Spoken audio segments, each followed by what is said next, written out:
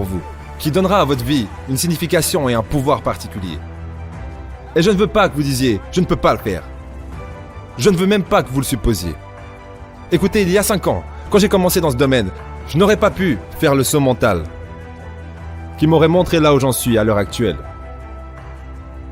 Je ne veux pas que vous commenciez à vous intimider vous-même psychologiquement. Non, non. Je veux que vous puissiez vous dire quelque chose à vous-même qui vous permettra de maintenir un niveau d'intégrité avec vous-même. Que quand vous dites cette chose, même si vous faites face à d'énormes revers, ça sera une référence pour vous garder dans le jeu, pour vous faire avancer, expérimenter et réajuster votre stratégie et votre plan d'action continuellement à la recherche d'un plan pour gagner. Alors c'est quoi cette chose ? Quand vous avez une idée, vous voulez avancer, vous n'avez peut-être pas d'argent, peut-être pas la bonne éducation, vous n'avez peut-être pas le soutien ou les ressources dont vous avez besoin. Quelle est cette chose qui peut nous faire avancer, qui nous permettra d'agir sur nos rêves ? Quelle est l'une de ces clés qui va commencer à nous aider à découvrir les secrets de notre rêve ? Voici ce que je veux que vous répétiez après moi avec puissance et conviction. Dites « c'est possible ». C'est tout ce que vous avez à faire quand vous regardez vos rêves. Dites-vous simplement tous les jours « c'est possible ». Dites-vous simplement ça tous les jours, c'est possible. Parce que ça fait quoi ? Regardez. Ça va commencer à changer votre système de croyance. Vous voyez, la manière dont nous fonctionnons, mesdames et messieurs, c'est que nous manifestons ce que nous croyons possible pour nous. Quoi que vous ayez fait jusqu'à présent, la seule chose que c'est vraiment, c'est un doublon, c'est une reproduction de ce que vous croyez inconsciemment que vous méritez et de ce que vous croyez être possible pour votre vie. La plupart des gens opèrent depuis leur histoire personnelle, de leur mémoire, des choses qu'ils ont faites, des choses qu'ils ont vécues, des choses qu'ils ont vues, des choses qu'ils ont observées. Ce que je vous propose, c'est que vous opériez à partir d'une vision plus large que vous-même. J'aimerais que vous vous voyiez faire ce que vous voulez faire, vivre ce que vous voulez vivre, avoir ce que vous voulez avoir, faire ce qui donnera à votre vie un sens de valeur. Opérez depuis votre imagination, pas votre mémoire. Parce qu'à chaque fois que vous regarderez où vous voulez aller, je dois vous prévenir, vous aurez une conversation avec vous-même, après avoir parcouru les données que vous avez expérimentées dans votre vie, et vous vous direz que vous ne pouvez pas le faire. Et donc, ce que vous allez commencer à faire, c'est ignorer cette conversation intérieure. Quand Les Brown vous dit d'ignorer le discours intérieur, ça peut être une bonne chose, surtout quand c'est un discours qui se base sur le doute. Mais des fois, le doute est nécessaire, surtout pour un type plus intellectuel. L'intellect, par défaut, doute tout le temps. Et si vous devez douter, doutez au maximum de vos capacités. Doutez tellement que vous vérifiez par vous-même. Doutez tellement que vous expérimentez par vous-même. Après, bien sûr, il va aussi falloir un peu de foi et de confiance et de certitude dans l'idée que vous allez atteindre votre objectif. Sans ça, ça va être difficile. Si vous pensez que vous n'allez pas l'atteindre, je pense que vous avez raison. Du coup, soyez certain que vous allez l'atteindre. Vous ne savez pas comment, et du coup, vous allez douter des différents processus, des différentes étapes, il n'y a pas de problème. Vous allez donc essayer, et en doutant et en essayant, vous allez découvrir le chemin qui vous mènera à vos objectifs. Et quand vous y serez, vous regarderez derrière comme ça, et vous direz « Waouh, stylé la vie quand même ». La plupart des gens, mesdames et messieurs, quand quelque chose leur arrive, ce qu'ils font, c'est qu'ils commencent à croire que c'est comme ça. C'est comme ça que ça a toujours été. Et ils ne voient pas la possibilité que ce soit différent. Exemple. Avant avril 1954. La croyance commune, la croyance universelle. Parce qu'ils ont essayé, encore et encore et encore, et ils n'y arrivaient pas. La croyance était que l'homme n'était pas physiquement capable de franchir la barrière des 4 minutes. Qu'il ne pouvait pas courir 1600 mètres en moins de 4 minutes. C'était la croyance sur la planète. Ça n'avait jamais été fait. Mais voilà ce qui s'est passé, mesdames et messieurs. Roger Bannister est arrivé. Et il a franchi la barrière des 4 minutes. Maintenant, voilà ce qui est important à ce sujet. Depuis cette époque, jusqu'à ce jour, plus de 20 000 personnes l'ont fait, y compris des gamins du lycée. Qu'est-ce qui a changé ? 20 000 personnes, mais qu'est-ce qui a changé ? Voilà ce qui s'est passé lorsqu'ils sont rentrés en piste. Ils savaient que ça avait déjà été fait. Et parce qu'ils savaient qu'on l'avait déjà fait, il y avait une nouvelle croyance à propos de cette barrière, à propos de cet objectif qui était inaccessible. Et ces 20 000 personnes se sont lancées dans la course, en croyant, en sachant dans leur cœur que quelqu'un l'avait déjà fait, que c'était possible, qu'ils pouvaient le faire. Je vous dis que si vous connaissez quelqu'un qui avait des objectifs, des rêves, quelque chose qu'ils voulaient faire. Et qu'ils l'ont fait, alors je vous dis que vous le savez dans votre cœur, que si quelqu'un l'a fait, alors vous pouvez le faire, c'est possible. Et si quelqu'un peut faire de son rêve une réalité, alors c'est possible que vous puissiez faire de votre rêve une réalité. Et en commençant à regarder où vous voulez aller, commencez à accepter que c'est possible. Je suis béni et hautement favorisé. J'ai beaucoup de choses pour moi. J'ai de bonnes choses en moi. Et c'est possible que je puisse apporter mon génie ici, dans l'univers. Que je puisse faire ce que je veux. C'est possible. Je peux écrire mon propre livre. Je peux avoir ma propre entreprise. Je peux voyager autour du monde. C'est possible. Je peux rebondir de l'adversité et réinventer ma vie. C'est possible. Peu importe où j'en suis. Que les choses puissent s'améliorer pour moi. C'est possible. Cette histoire me rappelle le concept que j'ai appelé The Edge, traduit de l'anglais la bordure ou l'extrémité. Pour comprendre ce concept, imaginez que tous les êtres humains sur Terre ne sont qu'un seul être humain, qu'on appellera l'humanité. Ça sera son prénom et il n'a pas de nom de famille. C'est comme ça. Maintenant, cet humain, on dirait qu'il est né il y a plus de 40 000 ans, parce que c'est les dernières traces des Homo sapiens sur Terre, et oui, je me suis renseigné, même si on pourrait dire qu'il est né bien avant. On dirait que cette humanité est née il y a plus de 40 000 ans environ. Il y a 40 000 ans, il savait pas peindre, il savait pas jouer de la guitare, etc. Donc cet être humain, cette humanité qui représente toute l'humanité, a évolué à travers les années. Puis, aujourd'hui, on est là et il continue d'évoluer. Le monde n'est pas mort, il n'est pas statique et l'évolution est constante. Et du coup, pour tous les domaines de la vie, il y a ce qu'on pourrait appeler la bordure, l'extrémité, the edge. Ça veut dire l'extrémité de la connaissance humaine dans ce domaine. Et ça marche vraiment pour tous les domaines. Mais si vous n'avez pas conscience qu'il y a une bordure, comment s'y rendre? C'est pour ça que je vous en parle. À l'époque, tout le monde pensait que la Terre était plate. Et du coup, ils pensaient qu'il y avait une limitation, une limite à laquelle, si on franchissait cette limite, on tombait dans le vide. On avait besoin d'une personne qui voulait tester cette bordure pour pouvoir la rallonger. Et lorsqu'elle est rallongée, bah, c'est un cadeau à l'humanité, n'est-ce pas? Parce qu'après, on peut se promener en bateau comme on veut.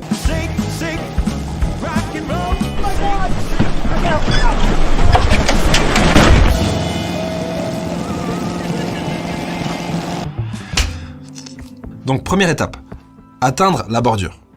Pour atteindre la bordure, c'est très simple, il va falloir observer et apprendre. Connaître votre domaine en fond en comble. Devenir un expert. Quand vous serez un expert, vous serez à la bordure. Face à vous, le grand vide, l'inconnu. C'est vous qui allez rendre l'impossible possible pour les autres. Et du coup, vous êtes à cette bordure. Maintenant, étape numéro 2, l'innovation. Vous savez d'où vient votre domaine. Donc vous avez un sentiment d'où est-ce qu'il va. Vous prenez ce mouvement et vous y allez avec. Vous devenez une légende parmi les vôtres et vous faites comme si c'était facile. Règle du pouvoir numéro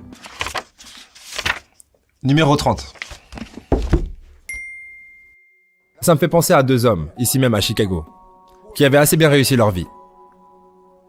Les mêmes chances de départ, avec une éducation similaire. Ils travaillaient pour une entreprise pendant de nombreuses années. Et ils faisaient partie de ces gens qui ont été virés un jour. Deux gars qui étaient très bons amis. L'un cherchait un emploi pendant plusieurs semaines, avec l'autre également. Et ils ont fait face à la déception et au rejet, encore et encore et encore. Ils n'arrivaient pas à trouver de travail. Ce qui est l'histoire de beaucoup de gens à travers ce pays. L'un d'entre eux s'est arrêté. Il s'est découragé. Il a arrêté. Il est resté à la maison à regarder la télévision. Et est devenu très argumentatif et toxique avec sa femme. Il a commencé à boire de la bière. Il passait la journée au téléphone avec ses autres amis chômeurs et négatifs. Et il l'a simplement abandonné. L'autre gars a continué à chercher un emploi, partout où il pouvait aller, chaque fois qu'il pouvait avoir une opportunité. Il n'arrêtait pas de demander aux gens. Il networkait, il consultait les journaux tous les jours. Il continuait à aller partout où il le pouvait, à essayer de trouver un job. Vous avez trop d'éducation, vous êtes surqualifié, vous ne resterez pas ici assez longtemps. Mais il a continué et continué. Il s'est rendu chez un employeur et a dit « Vous ne pouvez pas m'engager. Mais je sais que vous pouvez utiliser mes talents, mes capacités et mes compétences. Je ne veux pas rester à la maison à ne rien faire, juste laissez-moi faire du bénévolat. Vous n'avez rien à me donner, ça vous va ? Je veux juste travailler et être occupé. » L'employeur a dit « D'accord, mais c'est votre choix. Ne comptez pas sur moi pour vous donner quoi que ce soit. » Et ce gars est arrivé et a commencé à travailler. Il était le premier à arriver et le dernier à partir. Il était le meilleur employé de cette entreprise. 4 semaines plus tard, l'un des cadres supérieurs a démissionné. Ils cherchaient un remplaçant. Devinez qui est-ce qu'ils ont sélectionné ? Ce gars-là. Cet homme qui faisait du bénévolat. Il a eu le job. Quelle était la différence entre les deux hommes? La vue de l'œil et la vue de l'esprit. La vue de l'œil, c'est jugé sur la base de ce que vous voyez. C'est jugé selon les apparences. Mais la vue de l'esprit, c'est comment vous interprétez ce que vous voyez. Le premier homme a dit « Ce n'est pas possible, c'est fini, je suis foutu. Je ne peux pas le faire. Je ne peux pas y arriver. » Il s'est rendu. J'ai fait face au rejet encore et encore. Je n'y vais plus. Il n'y a pas de job ici. Mais l'autre gars, il a ressenti que malgré les non et les refus, malgré la mauvaise conjoncture économique, malgré ce que disent les journaux, que c'est possible. Que quelqu'un, quelque part, me donnera du travail. Il a juste continué à penser que c'est possible. Et devinez quoi, mesdames et messieurs? C'est ce que nous devons faire avec nos rêves. Parce que des choses vous arrivent dans la vie. Des choses que vous n'aurez jamais pu anticiper. Et souvent, quand ces choses arrivent, vous voulez abandonner. Actuellement, beaucoup de gens se disent, avec la crise, etc., on peut plus faire ce qu'on voulait, la vie c'est difficile, ça va devenir compliqué, machin, nanana. Tout plein de gens ont une perception du futur qui se base sur ce que disent les médias et leur perception globale de tout ce qu'ils ont entendu dernièrement. Mais faut comprendre qu'il faut arrêter de penser de façon automatique. Ce que je veux dire, c'est peu importe ce qui se passe, même en pleine crise, même si ça va beaucoup plus loin, il y aura bien un mec qui n'expérimente pas cette crise et qui réalisera ses rêves même pendant que le monde s'effondre. Il n'y a rien de mal à ça. Quoi qu'il arrive, vous allez matérialiser votre monde intérieur extérieurement. En fin de compte, peu importe la période que vous pensez qu'on vit, ne faites pas attention aux problèmes collectifs plus qu'aux problèmes individuels. Il n'y a pas de collectif sans individu. Vous pouvez participer bien sûr aux problèmes collectifs à un degré, mais si vous n'êtes personne et que vous ne faites rien de votre propre vie, je vois pas ce que vous pouvez apporter aux autres. Pour résumer, ne vous trouvez pas d'excuses, trouvez des raisons de continuer à avancer. Parce que franchement, j'arrive pas à me dire qu'il y a des gens qui abandonnent, qui restent chez eux et qui dépriment jusqu'à la mort. Ça paraît horrible. Franchement, ça vaut mieux de continuer à essayer, mourir en essayant, c'est mieux que d'abandonner et de crever chez soi comme un con. Franchement, c'est pas envisageable d'abandonner. N'oubliez pas, changez pas l'objectif, changez l'approche. Je me souviens quand j'étais dans l'audiovisuel, j'étais disc jockey. Je suis devenu très controversé. Non seulement j'étais disc jockey, mais je sentais que la radio était quelque chose pour non seulement divertir les gens, mais aussi pour leur donner de la force et les éduquer. Et je me suis fait virer. Je ne suis pas juste parti, ils m'ont viré. Ce fut un choc. J'ai dit, attendez une minute. Ils ont pris mon micro. Je pensais que c'était qui j'étais. Non, non, mesdames et messieurs, ce n'était pas le cas. Je devais faire quelque chose d'autre. Et je ne savais pas quoi faire d'autre. Voilà ce que je regarde. Quelle est l'une des utilisations de votre vie, à l'heure actuelle, que vous n'avez même pas encore découvert? Vous voyez, je crois que lorsque vous n'avez pas assez d'encouragement pour agir sur vos rêves ou vos idées, ou alors vous n'êtes pas assez éclairé, dans ce cas-là, c'est la vie qui agira sur vous. Vous savez, la vie m'est tombée dessus et m'a dit « Les Brown, tu as dépassé tout ça, c'est le moment pour toi de faire autre chose. » Bien, je n'étais pas assez éclairé. J'ai organisé quelques playlists et j'ai récupéré mon travail. Donc ils ont dû me virer une deuxième fois. J'ai été viré 2 fois. Voilà ce que j'ai fait. Je devais trouver autre chose. Et donc, un homme m'a suggéré quelque chose. Il a dit, laisse, pourquoi tu te présenterais pas aux élections? J'ai dit, je n'ai jamais connu quoi que ce soit à propos de comment opérer sur une scène politique. J'ai entendu qu'il fallait encourager les gens à aller voter, mais je n'y connais rien en politique. Il a dit, bah, exactement comme toutes les autres personnes qui se présentent en politique.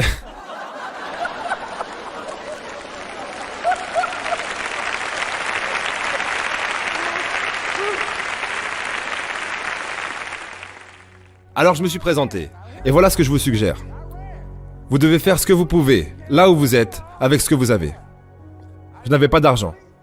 Je ne connaissais rien au processus politique. Je n'ai même pas eu de soutien. Mais voilà ce que cet homme m'a dit. C'est possible que tu puisses gagner. C'est tout ce que j'avais. Je me présentais contre un candidat approuvé. Le gars était au top. Il avait le soutien des journaux, de tous les dirigeants de la communauté. Et je défiais ce mec. J'avais un dicton quand j'étais à la radio. Tiens debout pour ce que tu crois, parce que tu peux tomber pour n'importe quoi. Et je faisais du porte-à-porte. J'avais mes enfants d'un côté de la route et j'étais de l'autre côté. Maintenant, je frappais aux portes. Bonjour, je m'appelle Les Brown. Dites à tout le monde que je suis toujours debout. Il saute son téléphone. Les Brown était devant ma porte aujourd'hui. Tu sais, le gars de la radio là, avec la grande gueule. Ouais, ils l'ont viré. Il dit qu'il se tient toujours debout. Vous voyez, je dis juste, continuez à avancer et arrêtez de vous apitoyer sur votre sort. Ne perdez pas de temps à blâmer et à parler de ce qui vous est arrivé. Quoi que vous disiez, c'est ce que vous multipliez et faites grandir dans votre expérience de vie. Donc ne parlez pas de ces choses à moins que vous vouliez que ça continue à se produire, ok? Donc...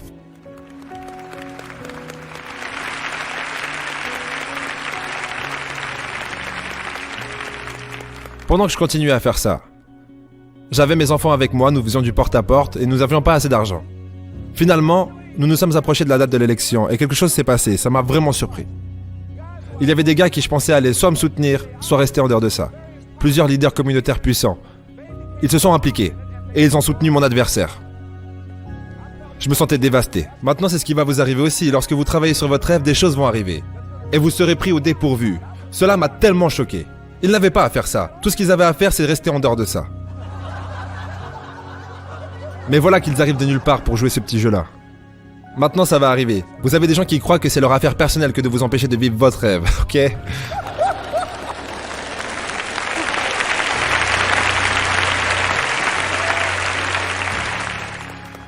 Mais j'ai mis ça de côté. Si vous voulez que votre rêve se réalise, vous devez rester concentré. Certaines personnes préfèrent se venger plutôt qu'avancer, mais restez concentré sur l'endroit où vous voulez aller. J'ai juste continué à faire ce que je devais faire. Et donc, je suis allé à la station radio. Mon adversaire avait plus de 20 000 $. J'avais moins de 800 $. Alors que j'étais à la station radio, le gars là-bas m'a dit « Vous voulez faire une pub ?» J'ai dit oui. Il a dit « Ça a plutôt intérêt d'être une bonne pub, parce que cet argent va pas aller loin ici. » Et j'étais assis là au milieu de la salle de contrôle, et je pensais. Et voilà ce qui se passe lorsque vous devenez calme. Les choses vont commencer à arriver. J'ai entendu. Appelle ta mère, tu parlais tout le temps de ta mère à l'antenne. Demande-lui de dire quelques mots pour toi. Ça fera un autre style de pub. Alors j'ai appelé ma mère. Et j'avais une musique gospel qui jouait en arrière-plan.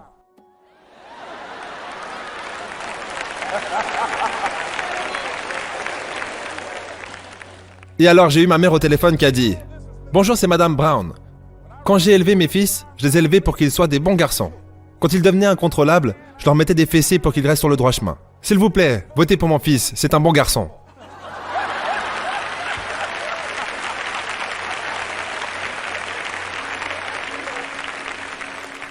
Habituellement, dans ce genre d'élection, il y a peut-être 3 ou 4 000 personnes qui viennent voter au premier tour.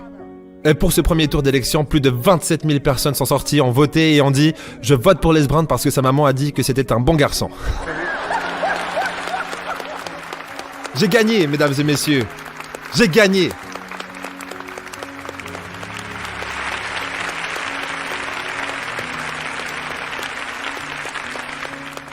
Donc vous devez être prêt à rester concentré, créatif, implacable. Parce que des choses vont